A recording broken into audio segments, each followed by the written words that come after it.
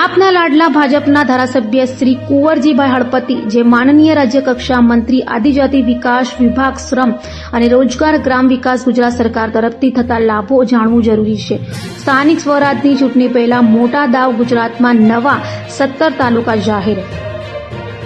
સોનગઢ તાલુકામાં આવેલ ઉકાઈ ગામ હવે બનશે તાલુકા, તે માટે હવે નવી તાલુકા પંચાયતની સ્થાપનાથી ગ્રામ વિકાસ અને લોકોની સુવિધામાં મોટો ફેરફાર જોવા મળશે। ખાસ કરીને જે ગામો તાલુકા મુખ્યાલયથી દૂર છે તેમને હવે અનેક રીતે સીધો લાભ મળશે।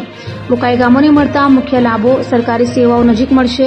અગાઉ દૂર દૂર ગામોના લોકોને નાની મોટી સરકારી સેવાઓ માટે લાંબો રસ્તો કરીને તાલુકા કચેરીએ જવું પડતું હતું, પણ હવે ઘણો લાભ થશે, જેવી કે રસ્તા, પાણી, વીજળી, આરોગ્ય, શિક્ષણ વગેરેની કામગીરી ઝડપથી હાથ ધરાશે। દૂરવર્તીય ગામો પણ હવે વિકાસથી વંચિત નહીં રહે। હવે નવી તાલુકા પંચાયત ખુલવાથી આ સેવાઓ સ્થાનિક સ્તરે સરળતાથી મળી શકશે।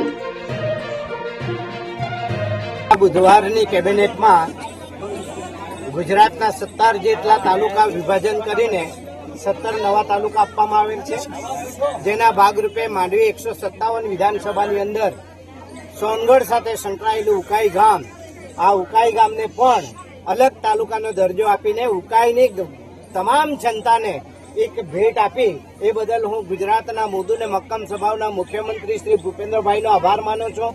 મારા પ્રભારી મંત્રી મુકેશભાઈ પટેલનો પણ આભાર માનીએ છીએ અને સાથે અમારા પ્રદેશ પ્રમુખ સી.આર. પાટીલ સાહેબનો પણ આભાર માનીએ છીએ।